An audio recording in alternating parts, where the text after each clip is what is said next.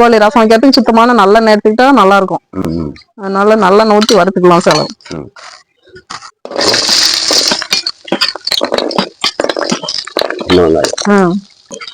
கருவேப்பிலை, வரமிளகாய். இப்போ கடலை பருப்பு, உளுத்தம் பருப்பு 1/2 ஸ்பூன் சேர்த்துக்கணும். இப்போ உளுத்தம் பருப்பு, கருவேப்பிலை பருப்பு ஒரு 5 நிமிஷம் வரதுக்கு முன்னாடி கொத்தமல்லி போடலாம். வார கொத்தமல்லி. அரிசி கொஞ்சம் அப்படியே பொடிகிற மாதிரி ஆன முன்னாடி இப்போ இந்த ஜீரகம், பட்டை, லவங்கம் எல்லாமே பூண்டு, இஞ்சி எல்லாமே சேர்த்துக்கலாம்.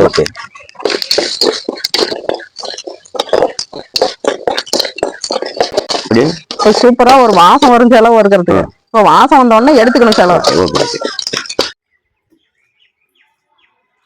கொட்டி இதுல வந்து ஆட்டணும். உரல்ல போட்டு ஆட்டு. தேங்காய் உரல் ஆட்டும் போது எப்பயுமே இப்படி இடிச்சு ஆட்டினா சீக்கிரம் ஐயும்.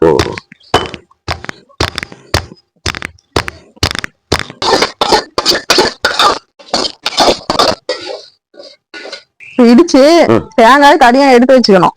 இப்ப இதை ஆட்டின பின்னாடிதான் தேங்காய் போடணும். இதை ஆட்டிக்கலாம். வாசம் எப்படி வருது பாத்தீங்களா? கொஞ்ச நேரம் சூப்பரா வரும். கொஞ்ச நேரம் இப்படி ஆட்டி இதை மச்சிட்டு அப்புறமேல தண்ணி ஊற்றணும். அப்பதான் சீக்கிரம் ஆகும்.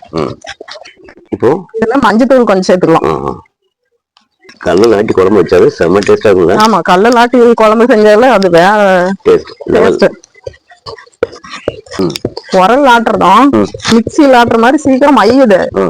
நம்ம தான் சளி போட்டுட்டு ஆட்டுறது இல்ல. பாருங்க, இப்பதானே போட்டேன் அப்படின்னு கட் பண்ணாலும் அப்படியே பாத்துட்டு தான் இருக்கீங்க. எவ்வளவு சீக்கிரம் எப்படி மையுது பாருங்க. இப்போ கொஞ்சம் தண்ணி சேர்த்துக்கலாம். ரொம்ப தண்ணி ஊற்றினாலும் மையாது. கொஞ்சமா தண்ணி ஊற்றி மையணும். எல்லாம் ஆட்டி எடுத்துக்கலாம். இது 15 நிமிஷத்துக்குள்ள மஞ்சிக்கும். அதனால ஆட்டி எடுத்துக்கலாம். இந்த கொஞ்சம் மஞ்சள் ஒண்ணு தேங்காய் சேர்த்துக்கணும். ஆமா, தேங்காய் சேர்த்து ஆட்டிக்கலாம். நல்லா ஆட்டுது. சூப்பரா மஞ்சிட்டு வாசமும் செம்மையா இருக்குது. சரியான வாசம். மஞ்சிக்கிச்சா? சூப்பரா நைஸா மஞ்சிக்கிச்சு.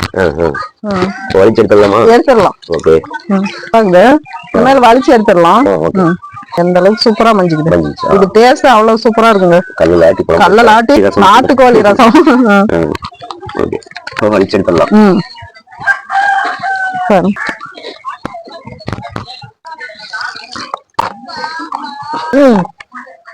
வலிச்சு எடுத்தாச்சு.